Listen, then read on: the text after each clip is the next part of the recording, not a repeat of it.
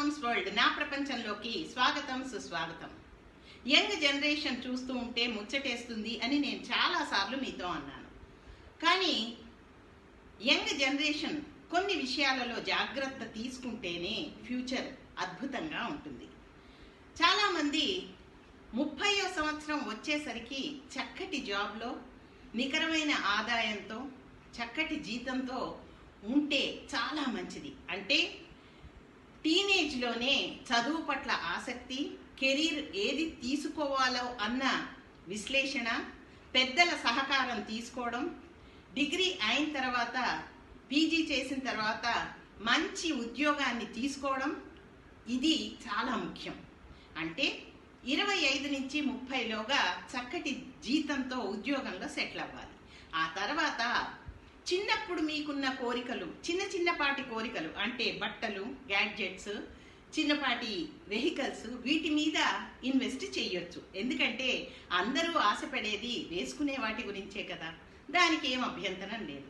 కాకపోతే ఎదుటివారి మాట విని గబగబా ఇన్వెస్ట్మెంట్స్ తప్పుగా చేసుకుంటూ పోతే ఆ తర్వాత ఎంతో కష్టపడి సంపాదించిన మీ ఆదాయం మీకు దక్కకుండా పోతుంది. అంటే ఈ మధ్య కాలంలో ఈజీ మనీ కోసం అందరూ తాపత్రయపడుతూ సలహాలు ఇచ్చేస్తూ ఉంటారు. అంటే షేర్స్లో పెట్టేయండి, మ్యూచువల్ ఫండ్స్ తొందరగా వచ్చేస్తాయి, 1 ఇయర్లో లాభాలు చూస్తాము లాంటి మాటలు ఏమాత్రం వినకూడదు. ఎందుకంటే చదువులు చదివి మంచి ఉద్యోగంలో స్థిరపడ్డ మీకు చక్కటి ఆర్థిక అవగాహన ఉంటుంది కదా, దాన్ని ఉపయోగించాలి. అలాగే తొందరగా సెటిల్ అయిపోవాలి అని పెద్ద లోన్స్ను తీసేసుకొని ఆ తర్వాత తీర్చలేక ఉద్యోగ భద్రత లేకపోతే ఇబ్బంది పడి టెన్షన్ పడే అవసరం ఎవ్వరికీ లేదు. ఎందుకంటే సమయం ఇంకా ఉంది కాబట్టి కొంచెం ఆలోచించి జాగ్రత్తగా నిర్ణయాలు తీసుకోండి. ఎందుకంటే ఆర్థిక సామాన్యత, ఆర్థిక ఆధిక్యం అనేదే మనలోని జీవితాన్ని, పరిపూర్ణతను సూచిస్తుంది.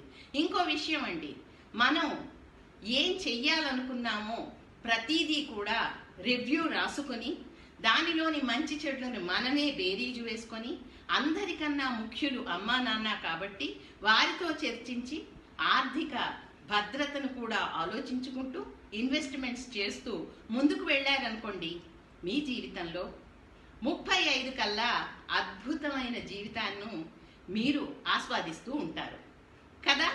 మరి మీరేమంటారు?